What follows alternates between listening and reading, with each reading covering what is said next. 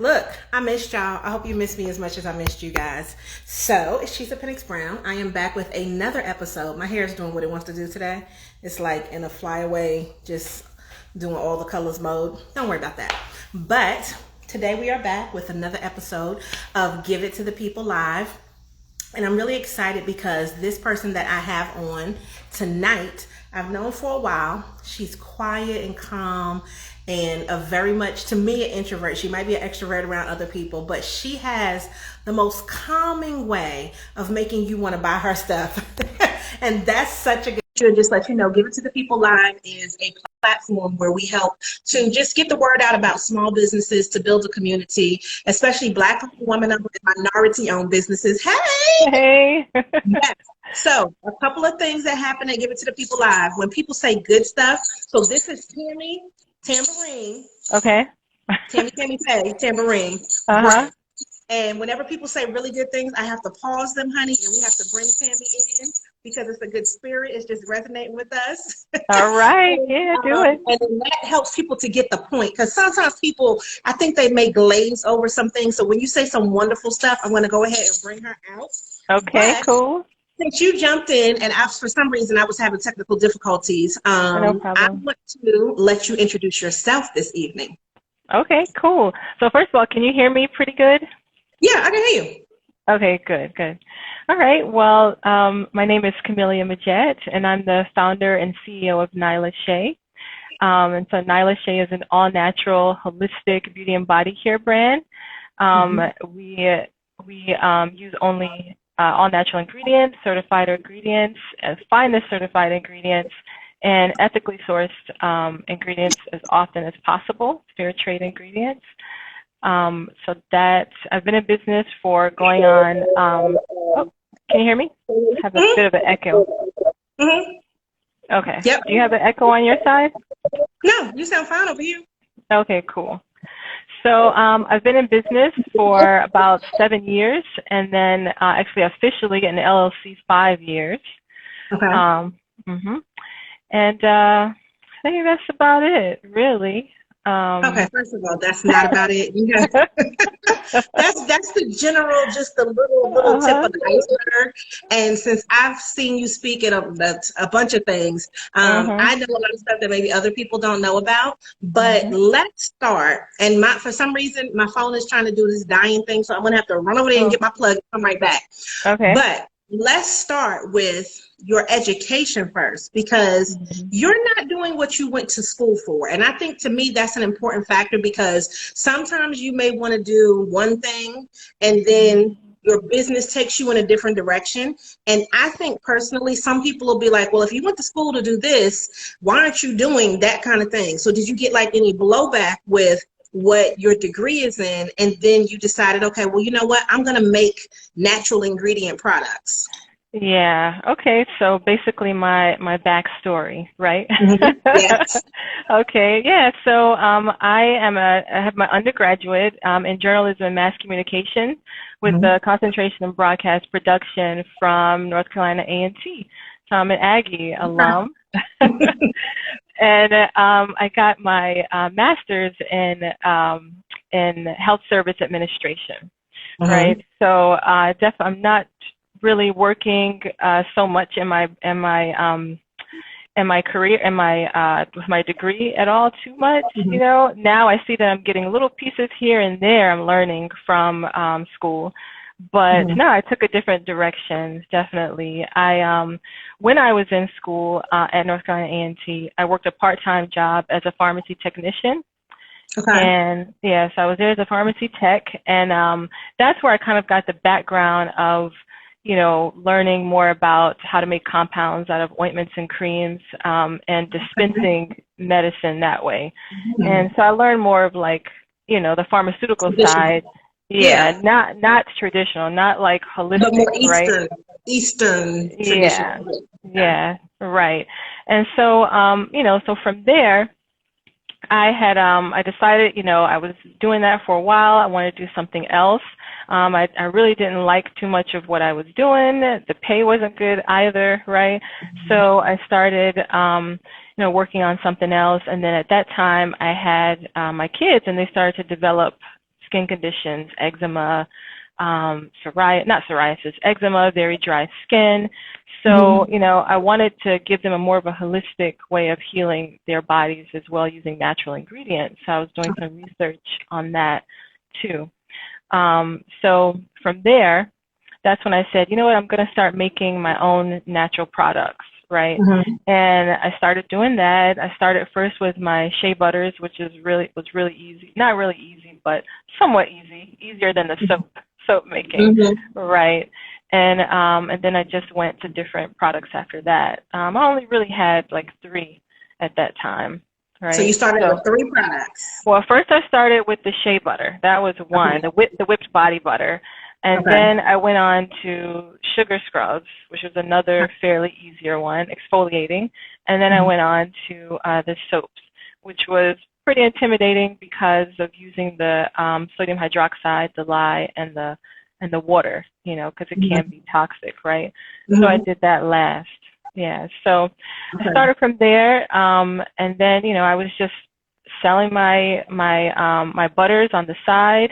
At that time, while I was still working, I was working at an international language school at that time, doing some private work, and then I got laid off from that job, right? And so when I got laid off from there, that's when, and I was still a single mom at the time, that's when I decided, hey, I have to do something. I have to have some other income coming in. So I was doing some consulting work too. I had some students I was still working with, and then I was selling my products on the side. So how long is this, I'm doing it on the side part? What's the term, like a year, 2 years? Yeah, I would say that was probably, it probably had to have been about 2 years, I think. 2 years, Okay. Yeah. No, doing it on the side before I got laid off, you mean? Or like in the whole transition part?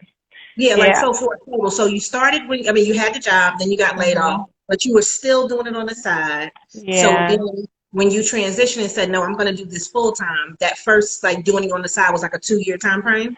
Actually, it might have been, I think it was about 3 years. It's about 3 years. 2 to 3 years, right? Yeah. And then I had some help from my brother, with the family member, my support, and he was like, you know what, you could really have an amazing, $1 million business if you wanted to Camilia. Why don't you just focus on your business? I'll help you get that LLC, and then, go from there, right? Yeah. Okay, first of all, I did not know that part. Okay, hold on. Let me go get this thing, because I don't want to interrupt, but just in case.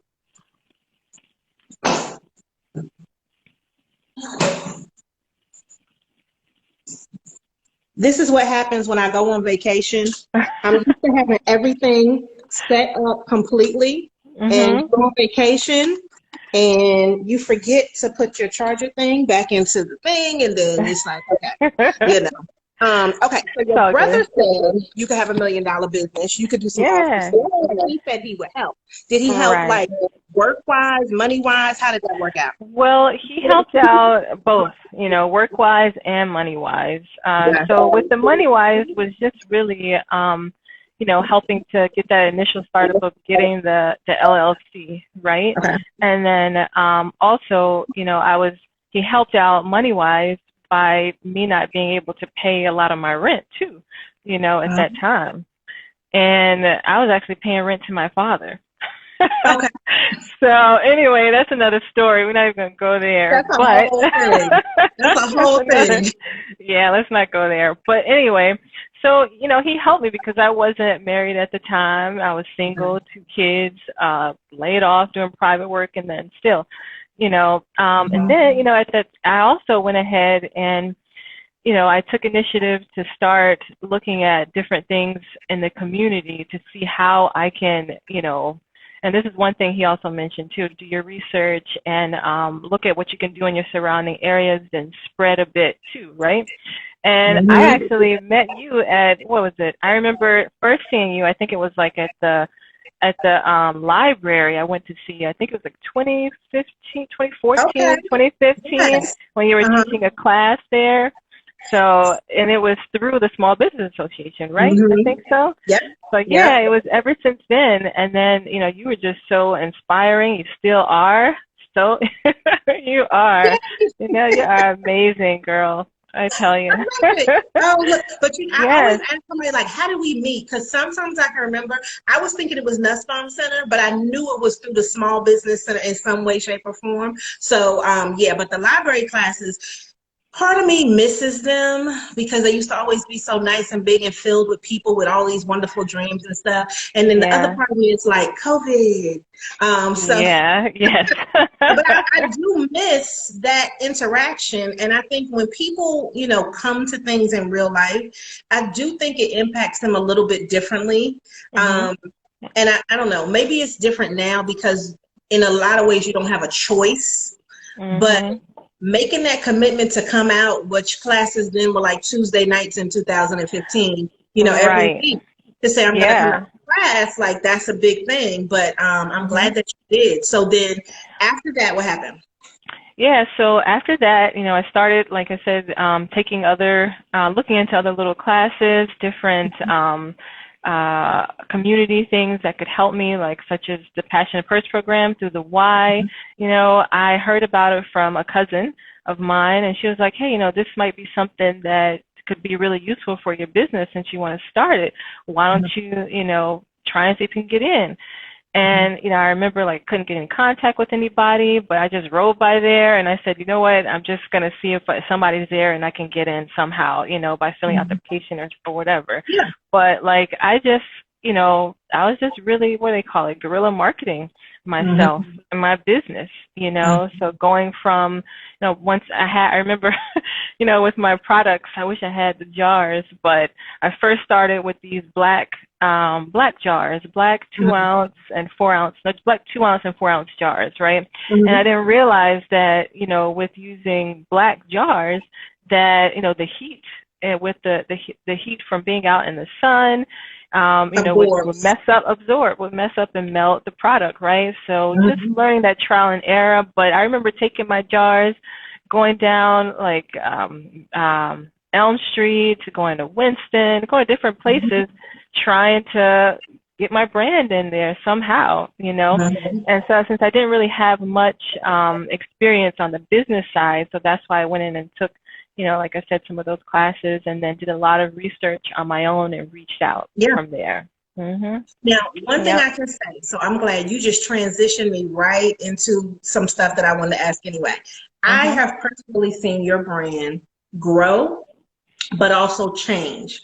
And I'm going to be honest, I've used you and Black Bolt Soap Company in plenty of presentations before. Like sometimes if I'm kind of showing people the differences in the marketing and saying both of these are successful companies, both of these are women-owned companies, both of these are Black-owned companies, both of them are right here in the Triad, and their brands are totally, completely different, right? It does not look the same. And it's like, and essentially, when we think skincare, I mean, essentially at the base of it, yes, you can be selling the same thing, but it's enough room for everybody to grow and do what they need to do. And to me, you two companies and women are some of the most, what do I say, respectful, complimentary, just like, it just seems like what you would want in business when you say like healthy competition. The two of that, I don't know about anybody else, just the two of y'all do an awesome job. So I just want to say that. But your brands are so totally different because you don't do black. All of your stuff is really bright colors. So, I'm here for all. I love it. What made you change, aside from the sun, right, to change your branding and to do your marketing and to be really colorful with it?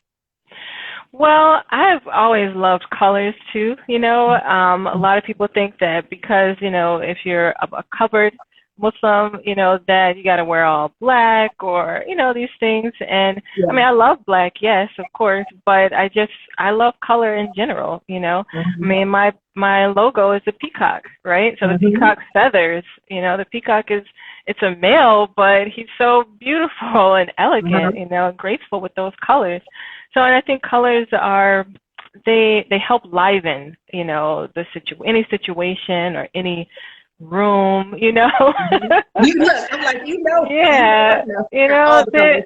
they're beautiful, you know, and like I said, I love black. So that's why I chose to use, you know, all different colors in my brand, but not too much, you know, No, but you know, because it's such a beautiful, just a blend, and I mean, I love it. You know, that's one of the things. Now, when you did upgrade, mhm. it costs to upgrade, and some people Yeah. seem to want to be okay. It's different when you don't have it Mhm. to spend because you get what you can and you start out with at least what do we call the MVP, the minimal viable product. Right. But then when you see, okay, well, if I spend a little bit more, I might get a different customer.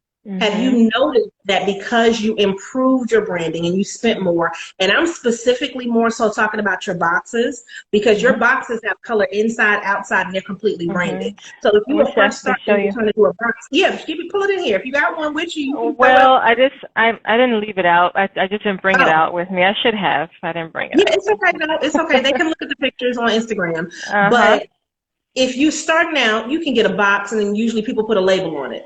And then Yeah. you keep going and increasing. But Mhm. yours, did you notice? Because what people seem to not realize is even if they're getting that box, you got to pay Mhm. for that box Mhm. as the person that's presenting the product, plus the packaging that everything goes in. Then put that stuff in the box, and that's Mhm. if you're just selling it one on one. But then if you're shipping it, then you need to put in another box, and then you need to ship that out. Yes. So I would say.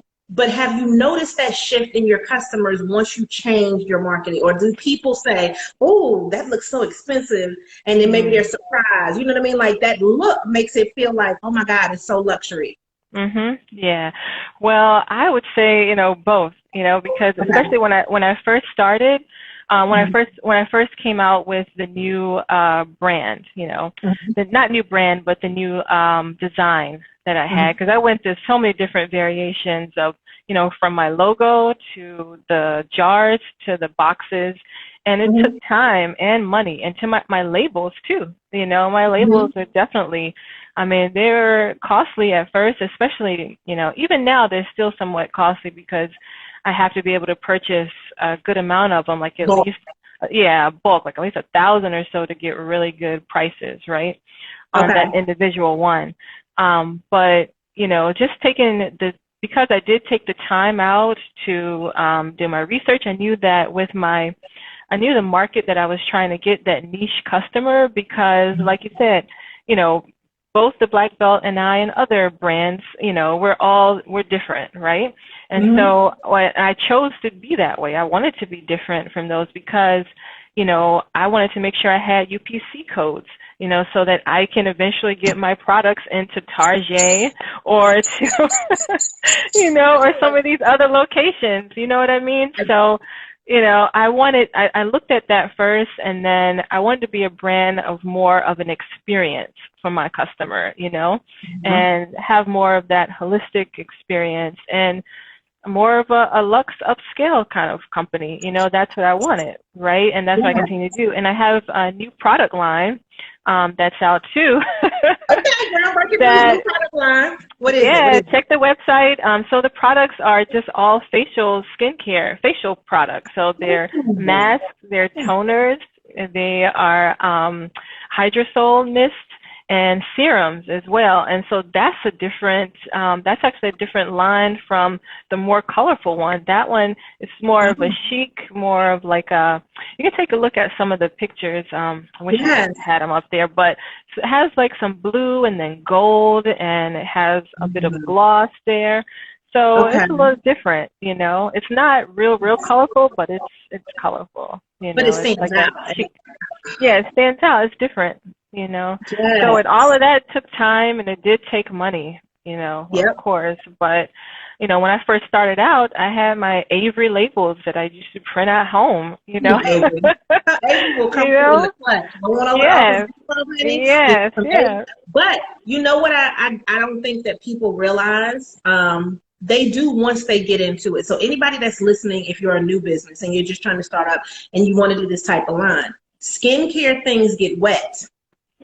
Which means if you don't have the right type of labels, all your little writing is just ran through or smudged up, and then we don't know where to go to order again. So having those labels that if a person is like touching things and their hands are wet, or you put it in the shower because of how you're using it, does make a difference whenever you're trying to do those products. So if you can't get, the right labels, then eventually it'll start to look crazy, really soon. So that's an important thing. But I want to touch on something that you said specifically, which was the UPC labels. There's a company, what is the name of it? Spice Sweet Spice. I don't know. Spice. She calls her stuff Spice Girls. Spice Girl, but I think it's the Spice Shop, and she's in DC, right? And they opened up pretty much like, it's not an incubator, but all of the different women who sell their products. So she had put out a thing, and she was saying, well, look, we're looking for some more Spice Girls. So if you sell a product, as long as it's not competing with the other women that already have a product, then you could submit. But one of her requirements was that you had that barcode, so that this way everything would be able to be rung up. So can you kind of explain to people the importance of having that? And I don't know if you don't mind sharing like costs, because one thing that they don't realize is for each product you need a different barcode. So you can't have the same barcode for each thing. So, what was that process like? How long did that take you? That process, it just took really a bit of research. My husband also helped me out with that too, was doing some of the research, and we came together on that.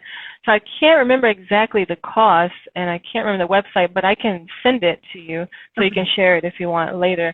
But so that, it took, like I said, not long, just a bit of research, and you can buy them in bulk, right?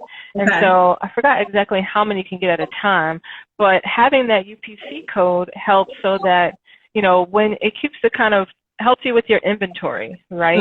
Keeps track of your SKUs, your SKU number, right? And so that tells you about that helps with the inventory. So once it's scanned at the store, then they're able to pull it up easily. You can also track, how many products are at this location because of that. So that's really what that's for. That individual product has a code, right? And the code. I don't have the bars at the back, right? So I'm thinking, do I have anything that has one? Probably not. Everybody knows what it looks like, though. Whenever you go to the grocery store, you go and you scan the thing. That's the code. But if you're, and I don't want to say bootlegging it, but I'll just say bootlegging it. If your goal is to get in a store and to be on shelves, you have to have that.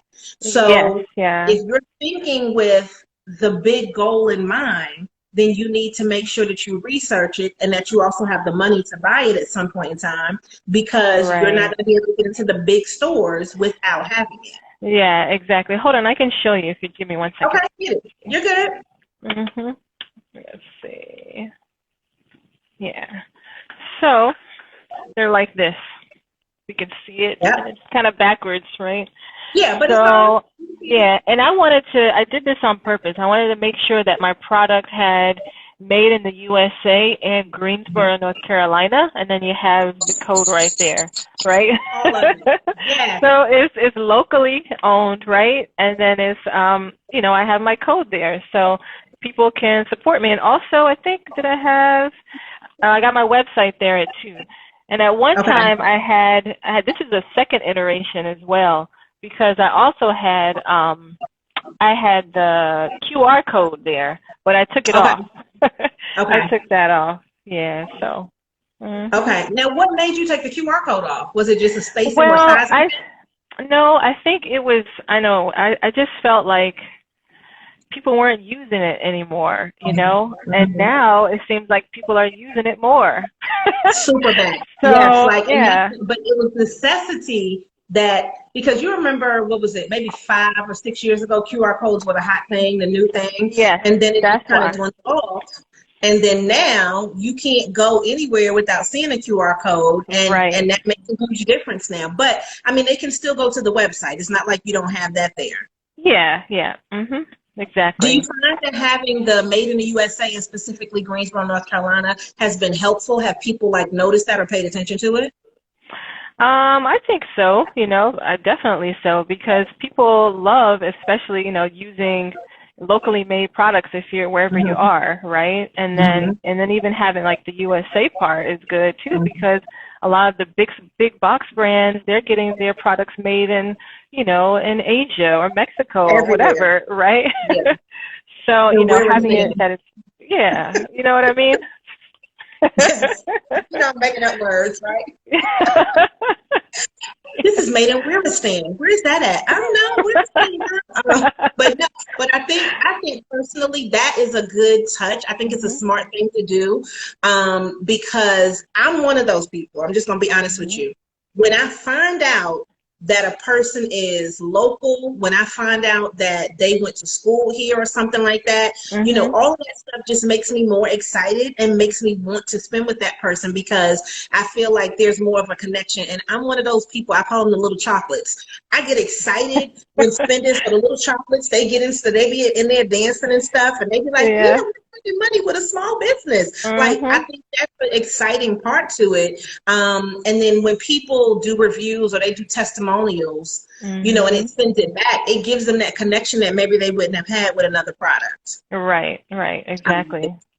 I love it. Yeah. Now, question, and I've always wanted to ask you this. I don't think I've asked you this before at all, but you are actually the second Muslim woman that we've actually had. Oh no, you are the third. I had to get it together. Really? Let me get that. Okay, You are the cool. third Muslim woman that we have Awesome. had on this show, Okay. and I always So want those to rumors. know, do people have a heavy religious presence in their business? Sometimes people feel like it could detract from it.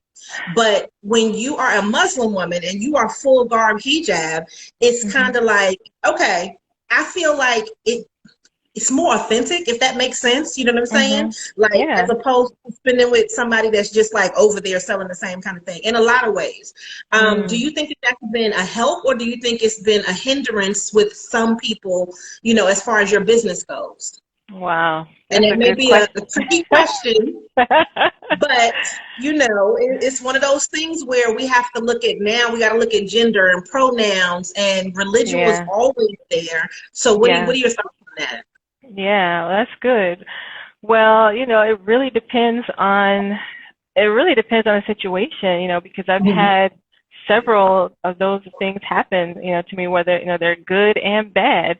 And it also Okay. depends on where I'm at that time, so whether it's social media or if I'm out at a show, right? Mhm. Which now I haven't been able to do any shows, but now they're coming back slowly. It Mhm. really depends. So I've had it all, I Okay. remember going to this one. Well, I mean, I think like I haven't noticed much on social media too much of like a hindrance for my brand. Okay. Like as far as anybody leaving any hate remarks or anything like that. That's good. Love it. Yeah, yeah. Thankfully I haven't. Not that I Mhm. know of, right? Just a bunch of Mhm. spam sometimes. That's Um true. but then, Mhm. just going out to different places. Like I remember I really wanted to get into this show, this Southern Christmas show. And I Mhm. heard about it a couple of years ago and I was like, oh, people are saying it's so great. They That's the did one at the so well. Coliseum, No, it's in the Charlotte. Jamestown. In Oh, in Charlotte. Charlotte. Okay, because I was like, I know they Yeah, have it's one that's in High Point, similar to that name, and then mhm. it's something similar at the Coliseum. So this one's in Charlotte. Okay. Yeah, this is in Charlotte. It was so huge. I heard so many great things about it. I forgot how many days. I think it was like maybe almost a week. Uh Yeah, I huh. think it's week long, right? In Charlotte. And so that, I was like, okay, I could really make some pretty good money here, really get my Mhm. brand out to different people because they're coming from, All over. all over, but mostly they're coming from like the Appalachians and then from like Mhm. South Carolina, Georgia coming all up. So mostly like on this East Coast Yeah. type thing. And I was like, okay, let me try it out. Do you know, I was like, I hardly had, my booth was just beautiful. My display was so nice, so Believe it. appealing, so Mhm. appealing. But I mean, I just never felt that type of, I never felt that type of not animosity, but people having animosity towards me. Oh, and of course, this is also Trump's time too. So this is 2019, And I mean, it was just awful. It was terrible. I never this is felt the that. sad face. I don't have, that's all I can Yeah, do is girl, I mean, it's crazy. I never oh, felt that before. And, you know, never at a show. Well, I have at some shows, but the way this was, it was just like ignore, ignore, ignore. And I was like, hold on, what in the world? You know, and I just knew it had to be because of my hijab, right? Because I'm yeah. covered, right? And then, so I said, okay, let me try, you know, the next day I came, let me just wrap it in a turban style. Maybe that might be different. Not Mm-hmm. really, not at all, because Oh I man. still have, you know, I have that multicultural look because of my Yeah. background, right? Yeah. But then I was like, okay, I told my husband, he's Kenyan, right? So I said, well, why Mm-hmm. don't you do it? And he ended up making more sales than me. And I was like, what the heck? So I knew that it had something to do with that, you know. It was, But yeah. yeah, but I still, you know, I stuck it out. I went the entire time. I talked to other vendors and they didn't really have a problem, you know, other vendors of colors, but I was like, it's okay, you know, it's just not Yeah. my market, you know, it's not my But let me audience tell you, because girl, we vended because anybody that doesn't know, when I started my business, I started vending, making hmm jewelry. My husband and really. I went to, yes, we went to, I don't know, it was down toward the Lexington area in North Carolina. Mm-hmm. Wherever we went to this annual event that everybody said was so big. We Mhm. got there, we set up, and we kind of knew it was not right when we saw the people across from our tent, because we had a tent then, right? With the Mhm. humongous Confederate flag. Oh, And we yes. did, that was out of all of the years that I vended, that was the only event we did not make hardly any money. I mean, we Yeah. made some and we made back our vendor thing, but we didn't Yeah. make what we should have made based on the quality of what I had, the price Mhm. points, and just based on previous experiences and then experiences after that. But we were like really the only Black people that were Mhm. there. Mhm. You know, I'm a little chocolate drop here, a little caramel drop, you know, but they did not care. This little chocolate face did not care. They did not care that day. And that was No. the most kind of, and there was, and it wasn't that people weren't nice, but it was Uncomfortable the type. kind of people that were there. So now I need to kind of then transition to this question, which is really, Mhm. how do you choose the locations that you're going to be at? Because I know for a fact, based on the quality that you have, the price points that your things are at, you'll have somebody that's like, I'm not paying that much for soap. I could use some ivory. I could use some Oh Irish. yeah. Like, Dove. you go Yeah. ahead and Mhm.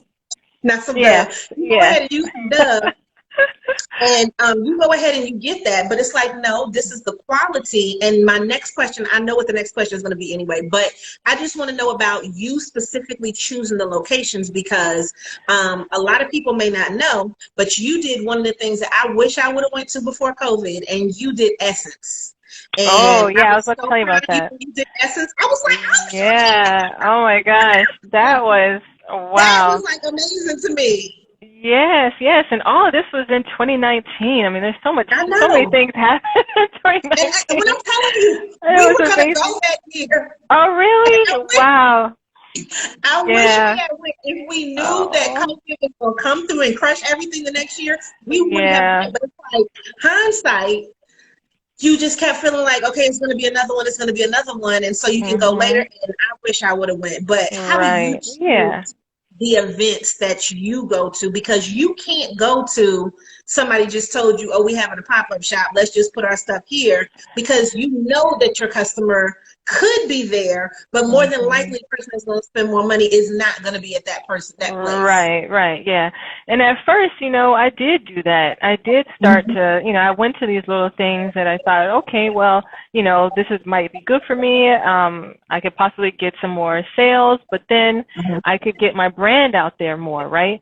So Mhm. I did it kind of strategically. You know, I'm still doing it strategically. Of course, you have to, Yeah. but I did at first to just get my brand out there and to just Yeah. try and make some money, right? Mhm. So, and then I decided, okay, I wanted to look up locations that I could have that I knew my target market was going to be at, right? Yeah. So that niche market. And then, also at the same time, I'm still trying to get my brand out there more too. Mm-hmm. So that's why, I would do like the Fun Fourth, or, I'm still going to do But those are the, huge things. Yeah, I didn't do that, no, I didn't have anybody this year, but anyway, I did also the folk festival, and that's coming up again. That's going to be in person. And so I wanted to, at first I did these small ones to get my brand out there a little bit more, get the customers. And then, I said, okay, I'm going to do, a little bit bigger local shows, so that I can still, people know that, hey, you're still here. I don't have brick and mortar, right? So I'm strictly e-commerce business. So it's important for me to get my brand out there, right? And then, after, actually I wanted this year, my plan was to last year, my plan was to just only go to bigger shows and just do little small ones that people remember, like the folk festival and things like that, right? Yeah. And then, just go to like trade shows, like the NY Now and different things like that. So, and then of course, Essence, right? So that was my plan, but, then COVID hit and everything. So I worked on revamping my website. So I have a new website that's, I wouldn't go into that later, but it's an awesome, amazing, beautiful site that's easy to navigate. My other one was good too, but this one, I wanted it to be focused more on my customers and more perks and everything for them, right? So, now I want to continue to do more bigger shows if possible when they come up. So I just thought about it strategically like that. Did I answer your question? Yeah, no, it did. Now, one of the differences, though, when you do those bigger shows, they come with a bigger fee. So a lot of times I think people will pick the events that they're going to do based on the price point of them as far as the vendor fee. And I understand that you have to do that because you have to come out of that, out of pocket before you do anything else. I found that some of the small cutesy events I've made plenty of money at, and then some of the big ones I've made money at, because I remember one year I worked myself to death doing homecoming tea. And this is when oh my God. I had no idea, Chisa. I didn't know you were venting. Listen, that's what I'm saying. This is why I am the way I am, because that hustler get it, go get it mentality. I've always said that. So when we did homecoming for A&T, it was a Friday, Saturday, Sunday. I have never been so tired as doing that. Oh yeah, I forgot to mention that. Because I did that as well. Understaffed looks like and overworked. And we made a killing that weekend. But I worked for every dollar that I got. You know what I'm saying? And so it was important to me to pay more, because I knew that the type of people I was looking for would be at homecoming for A&T. And I chose the Corey Convention Center because this was before, when everything was open, it was an older demographic. And I know older women are definitely my demographic, because they're like, girl, let me get one more. How much is that? So, exactly. That fee, though, for some people is daunting. Yeah, the fee, and then also, when you're outside, you also got to deal with the elements too, right? So that's why, this year, so I've dealt with that, with rain, with tents flying, everything, at Aggie Fest, at other events, and so that, it just changes your mindset too. You're like, man, I can't do this anymore. The money it's okay, but is it worth me staying out here in the cold? And sometimes it is, to continue to get your brand out there and get those sales, but other times it's not. So say if I do Aggie Fest this year, I definitely want to try and do the alumni show, right? The alumni, if they have it. You need to if they have it. Grandmas. Yes. Grandmas. That is my favorite demographic. Grandmas have that extra money to spend. Grandmas have friends with extra money to spend. You can talk a grandma into getting a gift, and especially with that homecoming thing, girl, it's right before Thanksgiving and Christmas. Oh, it's nothing like a good grandma with extra money to spend, who got a daughter or a son, and 1, 2, 3, 5, 10 grandkids, and then she'll buy something, and she just wants to treat herself. Oh, good grandmas. I love a grandma. And grandmas aren't the typical grandmas, so a lot of our grandmas are very young too. You know what I mean? So grandmas are like 30 years old. Okay, but I like Yes. the older grandmas. But yeah, but Mhm. so with that comes also, and tell me how The important you fees. feel like this is, because I am one of these people that you know you've been to my events. I want to publicize the fact that I have Yeah. exhibitors and who they are in advance Mhm. of the event. I will Mhm. not take exhibitors the week of the events. Yes, that's I why I love never working do with that you. Mhm. because that bothers my nerves. I don't. Yeah. How am I going to get the most benefit if the event is next week and I just pay you my fee? And how am I going to get the most benefit publicity wise? Because I did one event that I paid my vendor fee, and the people that came to the event said they didn't even know vendors were going to be there, so they didn't bring Mhm. money for vendors. Right. That Right. right there burnt me What? up. You know, when I'm telling you, and it's somebody Yeah. local too, girl. I'll tell you Oh who it is no. off camera. Oh And I my said, I will gosh. never do another one of your events again. Yeah. But how important is it that whoever is hosting the event does take the effort to promote you as a vendor because you're spending your time and your money and your energy and putting your products out there on display? Mhm. Yes, that is very important. I mean, you definitely have to, that goes back to your research too, your marketing research that you have to do as well. You got to go on Instagram, on Facebook, ask people, how this event was before, where they promoted, and look at their pages. What are they using on their page? What have they posted? you know? And if you see that they're not really into it, then hey, do you have to weigh that decision? Is this something you really want to do? Mm-hmm. I was so happy when Essence put one post about me. I was like, okay, this is great. Yes, because Like, you oh my know God, I'm what? with the big dogs now. Yes, and that's why you don't even know. I was so excited for you, Mhm. and your pictures Oh came my out great gosh. because I'm telling you, I looked at everything Oh, because thank you. I felt like Mhm. that's one of those platforms where you don't know what could happen. And more than Right. likely, somebody celebrity is going to roll through and get some Oh my stuff. gosh. And you could get so many other opportunities to be in Mhm. so many different things. And the fact Yeah. that they post you also means that people that aren't there can still see you and then they can still connect to you. Did you Yes. get like a big jump in following or anything like after you did it?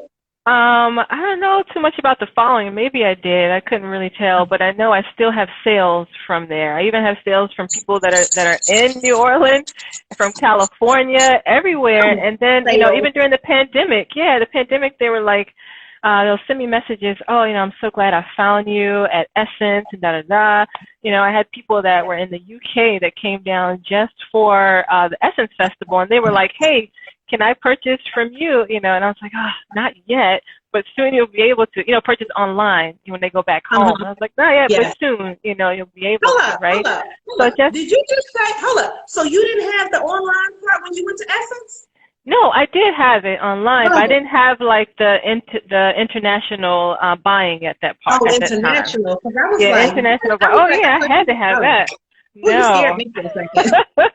Like, what? No. I actually Okay. created my website by myself using Weebly, just drag and drop. And I had that Okay. for about 5 years, and then just recently just went into having the new revamped website, Shopify site. So, Oh, okay, so it's on Shopify. Because I was about to ask that. It's on Shopify. But yeah, see, now it's on Shopify. Shopify, how are you liking it? Because a lot of people, and I've been telling people, like, if you're going to have a product-based business, you have to pay for Shopify up front, but the connectivity to me seems worth it. Mhm. Well, you have to pay for it. You pay monthly, right? Yeah, that's what I'm And say saying. if you, yeah, upfront, yeah. So I mean, so far I've only had it for. I haven't even really launched. Told everyone about it. It's kind of like a soft launch or whatever. Haven't made a big announcement. Only on my newsletter, people. But Yeah. yeah, I've had it for about 3 months now. And so it Mhm. seems to be pretty good, seamless for people to use. I hired 2 people to help me, and one ghosted me, and then the other person didn't really do a good job at all. So my husband, he actually went in and just did a little Google University, YouTube University, and we worked together on it. So that Mhm. really helped, So make sure y'all check it out, Look at nylashe.com. God. God said, listen, you get on Yes. those, you don't Mhm. work out. and then I'm going to show this beautiful couple how to do it Yeah. themselves, and Right. they'll have the knowledge.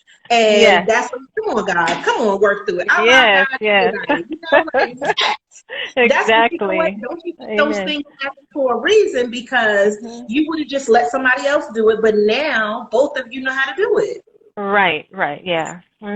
Exactly. Yeah. So far, like I said, it seems to be pretty good, I don't have any problems. I'm still trying to learn more about it, unlike when I was using Weebly, it was so much easier, but Shopify is way more advanced, but Robust. but it'll come together. Yeah. I mean, We're gonna are see. you making money? Are you still getting Oh sales? That's yeah, the important yeah, part. You can work out yeah. all the rest of that afterwards. But Mhm. I know they have a lot of features that some of the other ones may not have, or, that are comparable to some of the big ones. So I would say, Yeah. do it and make it work. And another question. So your products also, specifically with them being on Shopify, Mhm. are you also using the feature as far as having like the Facebook shops and being able to let people purchase inside of Instagram? Yeah, I am doing that, but Mhm. I found out that there is an extra fee if you want Okay. to purchase, if you want to purchase directly from Instagram without having to leave the site. So that's an Uh-huh. extra fee there. But I do have my shop, but then that's a whole other thing too, because like with Yeah. Facebook, some of the products, they won't show up because they say you don't. Maybe you're using some type of terminology that is against Facebook, so then they won't they won't upload all of your products there. So I don't have all the products there. I have some, but if people really want to, get my product, then they'll go to the website easily, Okay. And Okay. also that's why creating that Google business page has helped a lot too. Every day I tell It's people, I amazing. just Yes. taught a class and I keep telling everybody, create your Google My Business. It is free. And Yes. for what I know you're getting ready to say, you can put your products right there on Google and they can Mhm. click and they can make a purchase. And it's like, Mhm. it's free. What are you doing? Yeah. Well, I don't know. I think maybe I'm not sure if you can put the products and then they can click and buy it without paying a fee. Oh, I didn't know Fee. that. I Because know you what can put. happens, like I have my book up there. So Oh. if you have the product, when they click, they'll see how much it is and it'll take them to where they can actually make the purchase, Oh, okay. which Yes. then Yes. would That's be back right. to your Yeah. website. So Yes. there, it's not like it's going through Google per se, but it's Right. like Google is like, hey, Camilia's got this product up here. It's for sale. This is how much it is, and this is what the description is. And do you want to Mhm. buy it? And you click through it, and you go to wherever you can make the purchase, and Okay. you're not Yes. spending any money, right? And Yeah. so Definitely. And then having the reviews there, having your reviews helps to bring your SEOs, your search engine optimizations up. girl, So, now right now, if you Google shea butter in Greensboro, you're gonna see Nyla Shea. come on, let's get it. First of all, you better Seriously. tell them to Google you and get that straight, brother. Yes. Now, Seriously. okay. I wasn't even thinking about this question, but since you Mhm. said it, a lot of times I talk about what you want to name your business, and naming it something that's there for longevity and not trendy. So Yeah. what made you come up with Nyla Shea? And I know you've answered this in things that I've done before, but they haven't heard it on here. What made you do Nyla Shea? And do you ever see change in it? Or do you just think you're probably going to leave it the same because you sell more than that product wise, but do you want to keep with the brand? So that's like two questions in one. What made you start doing it? And do you ever see change in it? Yeah. So I wanted that name because it fit, the Nyla Shea. And Nyla is my daughter's name. Sure. And so I have a daughter named Nyla, and then my son is Nasir.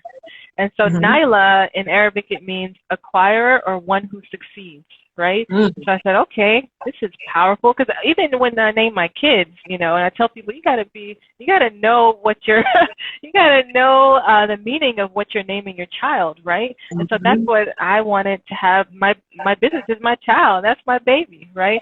So it had to have a powerful meaning, and it had to be relevant to my product too. So I have Nyla's and then Shea as in shea butter, because shea butter is basically the base of almost all my products, right? So that's why I did it, because of that. And then people were like, why didn't you name it Nasir Shea? And I was like, Well, he's still a part. That would just sound masculine. right. Yeah, it's a masculine name. And then, and then also, I tell them when they kind of would rival when they were younger about it, and she still does it now. Nyla would say, oh, my name is on everything and da da da. And I was like, okay, but you got to be humble about it, right? And I said, you have to be humble, and you have to realize that this is a family brand. It's a family. We're growing a family empire here, right? And so, one day I would love for you guys to be able to take over. And so I had them helping me do little things together. Yes. I love it. Yeah, thank you. And what was the second question? That legacy comes in. That's where the legacy portion comes in. So based on that, you really technically answered the next question, which was, do you see changing it? Because a lot of times people will change the name as it evolves, as something does, whatever. And because they add in more products. But I just personally think it's a great name. And thank you. Like you said, it's the base and the foundation of what you sell overall. So you probably will never change it. Yeah, no, I don't think so. I've thought about that a lot. People would ask me that, and I just said, nah, because, when I think about it, one who succeeds or an acquirer, acquiring knowledge, and just that's how I look at it. And so I feel like if I might have like an umbrella of something or like a line that has, a more luxe line, but I'm not going to change the name in general. I'm gonna need Nasir to get something though. So it's a men's line. Yeah, I'm working on a men's line. I'm working on it. Nasir cannot go through his whole life and not have. Yeah, maybe I might have one product that has like his name up there, but we'll see. Please, I don't want you to go through life and him be sad the whole time because he never has his name. He's not like that.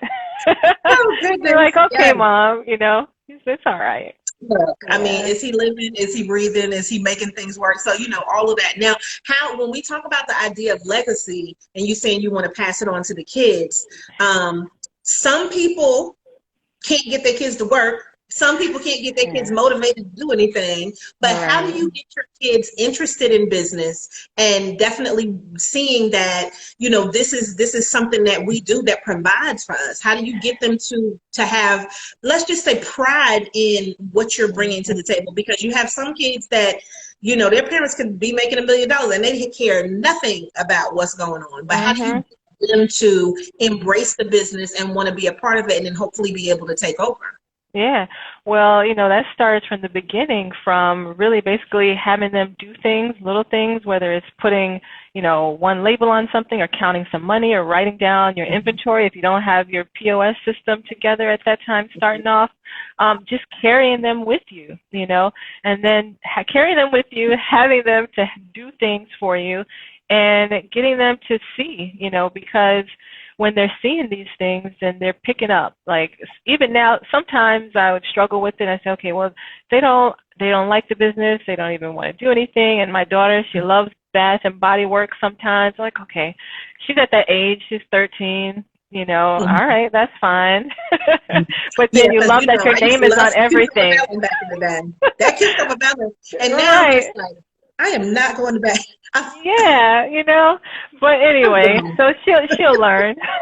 She'll learn, but they see me doing it, and they are out there when I was out there doing things, and still for this time, they're out there when I am out there, doing things. And if not, I have a home studio. I still make my product, here in the location, unless I have like a huge order, and then I'll go, to another location, but I'm able to do everything in my area, my space, so they see me. They see the struggle. They see me up late at night, and they're like, oh, what are you doing? I'm fulfilling orders. Or they ask, can I help sometimes? But just letting them see it and experience it, I think, like, in the long run, as Muslims, as we say, inshallah, God willing, that they'll know, they'll remember this. I talked to some of my friends one good friend in particular, her parents they grew up in the Nation of Islam, right? And so then they transitioned to Sunni Islam, but they, grew up in the 60s and 70s, and they remember their parents having, they grew up in the 80s, but they remember their parents having shops and starting schools and things like that. And then also I remember my dad had us making jewelry and making little things, because he would buy these little malachites and different ebony pieces, and we would make them and help them sell them too. So just remembering these things, I think the kids will, remember them in the future. Yeah. And want to do more. Even if they don't want to get into business in general, they'll have that skill there, right? Yeah. So they're learning different skills, customer service skills, communication skills, right? Management, time management skills. So yeah. Now I have to ask this question because people say soap and they don't realize how long it takes for you to actually make a bar of soap. Yeah. So can you just give us a time frame from like, okay, this is the soap I want to make. Here's the ingredients. Let's put it in the molds. How long it takes to, what's the word I'm supposed to use? To saponify and to solidify. Saponify. Yes. Okay, because I knew I was going to, that's why I'm cure. Like, cure. That's the word, because I'm like, kiln is coming in my mind, but kiln is cure. Like pottery. So how long does it take to cure, saponify? How long? Because, okay, here's everything. I put it together. All right, we got it. How long does it take to cure so that you have a bar of soap? Yeah, so the curing process, to make the soap is, it could be like an hour or 2 hours, depending on how the temperatures of your oils and then your lye water solution, right? And so the curing process is when the lye and the water they evaporate out and you're just left with the oils from the natural skin-loving oils for your skin. That takes probably anywhere from 4 to 6 weeks. So the longer the bar, the bar sits and cures, the harder the bar will be, depending on the bar and the ingredients that's being used. If you're using like milk-based and things like that, then it might not last as long, but others will last a good amount, but definitely not as long as Dove or Dial or anything like that. So, it's the time that goes into it, to making it, that really, we're putting our love into that, right? And so it takes a while, and that's why my bar is, $9 as opposed to like, $3 for 6 soaps. So yeah. And the ingredients you use, of course. I needed you to say that. You know why? Because people need to understand how long it takes so that they understand the value that's put into it. They also need to understand your time management has to be impeccable, because you're talking about 4 to 6 weeks, which is a month to a month and a half. So if you know that you have a show at a certain time, you have to spend your money, you have to make everything, and then sit there and look at the soap like, y'all saponifying. Curing. And then you finally get a product that you can then sell to somebody. So, that time frame, you have a month at a minimum to where you can't even do anything with it, and it's there doing its job so that it can become a finalized product. So that's an important thing when it comes to that. And if you're making everything by hand like you are, you just say 1 to 2 hours, and then you have another month to a month and a half before the product is actually, ready to go out to people. And it's definitely important, and especially when you're providing your products to retail locations, right? So I'm so happy for it, and I hope to be able to get more, inshallah, God willing, is I got a contract with the Durham Co-op, not Durham Co-op, sorry, the Durham Hotel, right? So it's a partnership with, co-partnering with Fillery, and zero waste, refillable liquid brand, but then we're working with the Durham Hotel. So that's like 700 bars every month that I'm making, and they're totally different size. Yes, they're different size, a different brand. I'm putting my branding there. I'm stamping it, which I don't stamp anything. So I had to and there every month I'm giving them. So I had to figure out, okay, how am I going to do this seamlessly or make it as time efficient as I can, right? And that took some planning, a whole lot of planning. I went from creating a new recipe for them to a specific recipe just solely Nyla Shea's, and then a different, soap. So I wasn't used to the molds that I was using. 700. Okay, first of all, Yeah. you know I saw it, right? Because that's a picture with you and all the ladies, and y'all are all nice and bright and colorful and stuff. I saw the picture. I knew that. I was like, oh, go, get it, right? 700 bars for one location, and that does not include all the other locations that you are in. Right, yeah. And it doesn't include what you need to have on hand in case somebody places an order and you need to send it. Okay. So this is practice for me. What did you say? You blew my mind just now. Okay. Yeah, what do you think total that you're producing on a monthly basis, like as far as total bars? Man, I don't know. Because my mouth is open. I can't even close my mouth. I'm like, I would say at least, gotta be at least, I would say at least maybe 900, 8 to 9, maybe something like that. Wow. Yeah, including those, of course. Yes, that's what I'm saying. Yeah. So you have no downtime, do you? Well, I try and make time. I'm trying to incorporate self-care. I am doing my own social media and everything on my own. Hopefully, I need to schedule that out. That's been so much going on, But I've had other projects that I was working on I hadn't had a chance to do or finish doing. But that's where that self-care comes in. You can't do everything, right? So you got to realize, hey, you got to take time for yourself. Your mental health is important and very important, because how are you going to take care of your family if you can't take care of yourself? How are you going to take care of your business if you don't take care of yourself? So if I'm not able to post every day, if I'm not able to sometimes fulfill my products all the time, or every day I have to have a schedule out, then I just have to do that, because if not, I'm just going to break down. No, you are. But listen, you're not going to break down, because I give a prophecy every time I do one of these. So I prophesy that you are going to have somebody to help you with the social media. I prophesy that you're going to probably be doing, I'm going to come up with a number, at least 1,500 bars. Okay. March of next year. 1,500 came to my mind. Yes. I don't know who else you're going to sell them to, but that's what's going to happen. All right. And you will have the help that you need, because what you need is reliable people that understand the care that you have and the type of customer. And you're going to get into some major events. Like, all of that's going to happen. So that's what I'm being given right now. Okay. Yes. Thank you. I am amazed. Who would have known that it's that many bars? But you are one of those people that I look up to, as far as I know the type, how do I want to say this? The type of business that you have requires manual labor.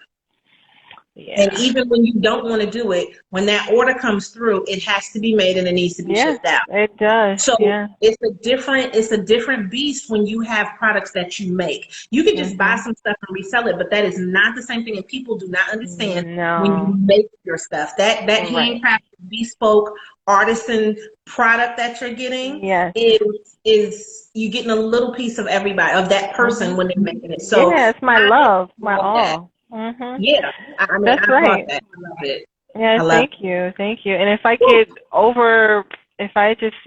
get overworked, or if I just feel like anxiety, how can I put all my love into my product, right? So that's why I'm always promoting self-care, even if sometimes it's hard for me to do it, but we got to, even if it's just going for a walk for 15 minutes or something, just getting out in nature, which I love. That helps, and just stepping away and then coming back. So sanity. So tell people how they can reach you. All right. Well, you're on IG. You can reach me on IG. There's a link in my bio, Nyla Shea. You can get to my all my social media links, YouTube, NylaShea.com, Facebook, all that. It's in the link in my bio. So NylaShea.com. If you forget NylaShea.com, then it's just Google Nyla Shea. That's how you can reach me. I can tell you one more time to Google her. Stop playing. Stop playing about these And also, I'm still local. I still do some local things. I started going back to our local farmers market, to the Greensburg Herb Market. I was going to ask you about the farmers market, but it slipped my mind. So you are back at the That's okay. farmer's Yeah, I'm back there. I'm not as consistent as I was, before the pandemic, but probably about the third week, maybe the second week in August, the third week in August, I'll be there more consistent. Just to continuously, that's where I get a lot of my feedback from my customers about my new products, about, pricing too.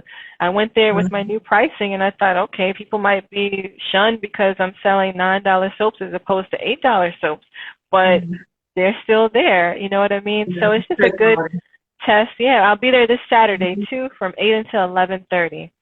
Okay. All right. Well, I appreciate you. I'm excited and I'm enthused, and I hope anybody, if you're watching on the replay, make sure that you share it. I'm going to make sure that it's shared inside the Instagram stories. We're also going to put it up on YouTube, and then you'll be able to hear the podcast, all of that, because we like to spread joy and just love. We give it to the people. So I would like to thank you so much for coming on tonight, sharing your time. Welcome. And I just appreciate it, and I hope everybody appreciates all the work ethic and everything that is put into your brand, because it's marvelous. So thank you so much for being on. And at the Thank you for having me. Yes, I really appreciate it.